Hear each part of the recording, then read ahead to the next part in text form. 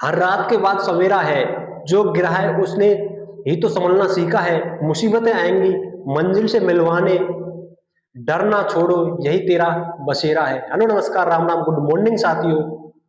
आप सभी का क्लास में स्वागत करते हैं। और आप पूछ रहे थे कि गुरुजी सीईटी की एग्जाम कब होगी, सीईटी में नेगेटिव मार्क है या नहीं है, सीईटी पासिंग मार्क की क्या रखी गई है।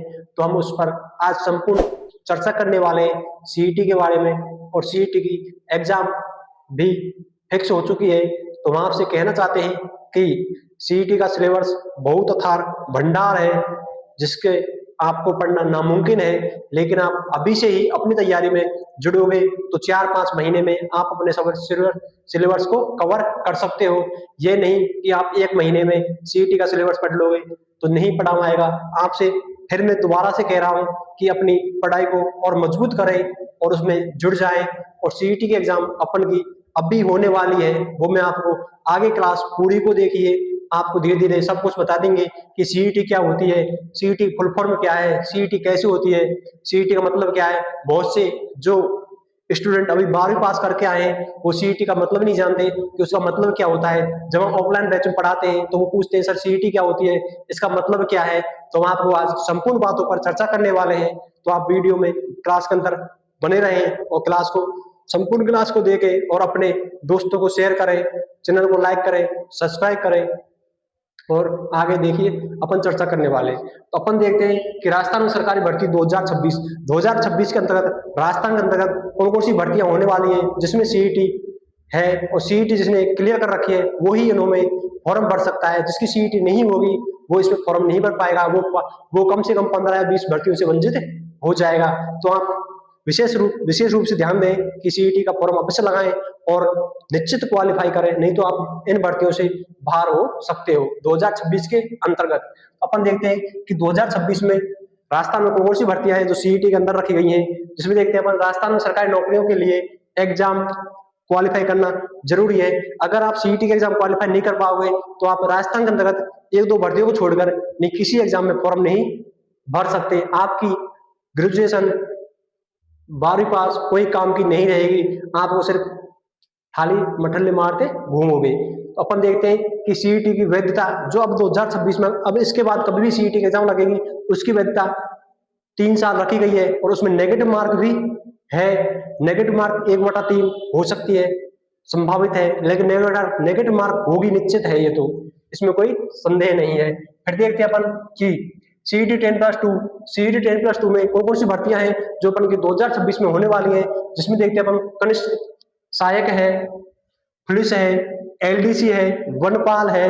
वन रक्षक तो सीईटी से बाहर है, लेकिन वनपाल है, आरएसी है और जमादार ग्रेड 2 जो अपन के फॉर्म कुछ ही दिनों में चालू होने वाले हैं। ये अपन की जो भी भर्तियां हैं 5-6 भर्ती 2026 में या 25 में, कुछ के तो फॉर्म दिसंबर में नवंबर में चालू हो जाएंगे। जैसे वनपाल भर्ती है, इसके फॉर्म नवंबर के फर्स्ट वीक या लास्ट वीक में शुरू होने वाले हैं। इसी हिसाब से जमादार भर्ती है जिसके नवंबर में फॉर्म चालू हो जाएंगे। तो कुछ भर्तियों के तो 2025 में ही फॉर्म चालू हो जाएंगे, लेकिन जो कुछ भर्तियां 2026 में आने वाली हैं उनमें सीईटी का मेन रोल रहने वाला है।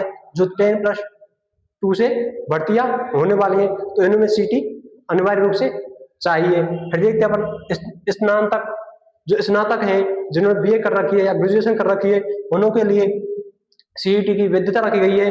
सीईटी उनों के लिए भी जरूरी है। जैसे कि प्लाटून कमांडर है, उसमें सीईटी से भर्ती, जो सीईटी क्लियर करेगा वही प्लाटून कमांडर में फॉर्म भर सकता है। फिर आती है जिलेदार भर्ती, जिलेदार भर्ती में सीईटी मांगी है। पटवारी जो बीए से होती है या बीएससी से होती है उसमें भी सीईटी अनिवार्य है।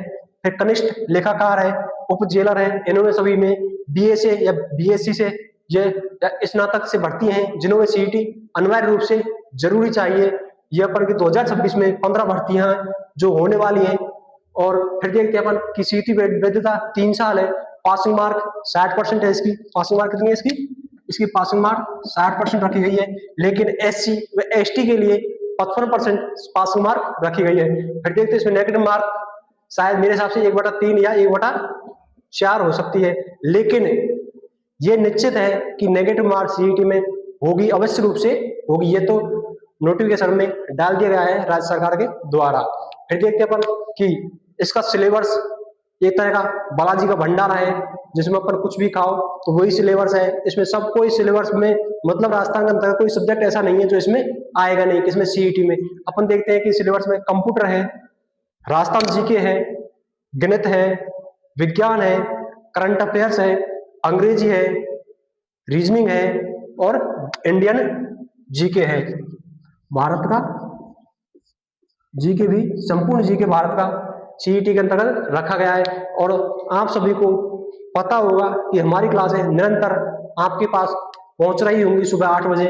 और अगर जिस भाई को पता नहीं है तो हमारी ज्योग्राफी का सिलेबस लगभग कंप्लीट होने वाला है, जिसमें जो अपन के एग्जाम में इंपॉर्टेंट रखा जाता है सिलेबस वो ज्योग्राफी के हम लेकर चल रहे हैं और वही सिलेबस अपन करा रहे हैं। और हमारी ज्योग्राफी से कुछ क्वेश्चन भी एग्जाम फंसे चुके हैं।